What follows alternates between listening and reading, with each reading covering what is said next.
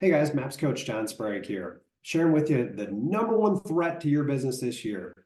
As a matter of fact, it'll go ahead and take out more businesses than any competition that we've got, and it's the distractions that are upon us.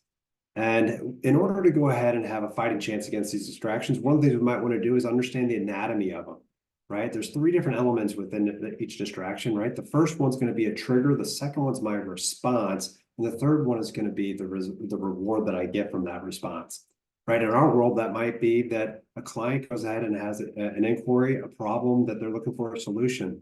Our response might be that we provide that solution. We pause and make time for them to provide that solution.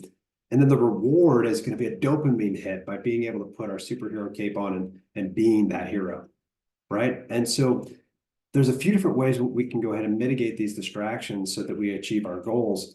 And the first one's going to be to go ahead and remove as many triggers as we possibly can by potentially going ahead and sweeping for mines or building a bunker, right? An example of that might be going ahead and putting our phone in the other room when we're going into deep work, right? Now, even with that, though, as we focus on the things that we can control, the world will present things that could pierce our bunker, right? And so when those triggers do show up, then our next line of defense is to go ahead and win the millisecond between the trigger and our response. And in order to go ahead and win the trigger or the millisecond there between the trigger and the response, we have to have clarity, right? And clarity, as Craig Zieber would teach us there, is that it's a process of elimination. So we've got to have a clarity as to what exactly is our objective for the day. Because when I'm clear about my objective, I give myself a chance to have a logical conversation to ask, is this distraction, is it supporting my objective or is it in conflict of the objective? Right.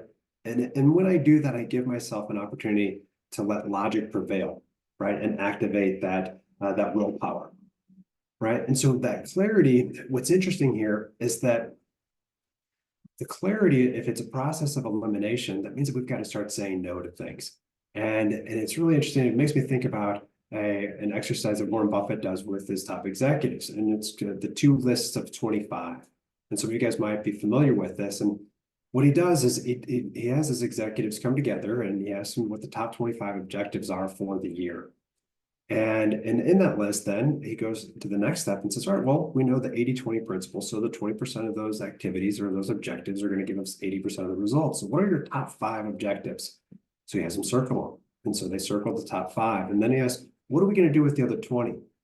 And as the story goes, the executives would say, I'm going to deprioritize them. And frankly, had I not understood the story or heard it beforehand, I probably would have said the same thing, just deprioritize them. Yet Warren recognized that if distractions are the greatest threat to the businesses that he's got a vested in financial interest in, right? It's a pretty big deal. And he also recognizes that if it's a distraction, is it going to be the distraction that we know is a distraction, that we are clearly aware that it's a distraction? Is that going to be what takes us out? Or is it the distractions that we're going to be sympathetic to? He understands it's the distractions that we're going to be sympathetic to. So he instructs them to go ahead and rip the list up of 20 and remove those objectives until we achieve the top 5. I'm going to challenge you guys to bring that level of clarity to your objectives for the year, the month, the week, and the day. As we get to go ahead and choose our regrets, right? By design, if I say yes to one thing, I'm saying no to another. Right? Therefore, there's a regret. What regret are we willing to live with? What's most acceptable for us? And James Clear talks about how if we're not mourning the things that we're saying no to, we haven't eliminated enough.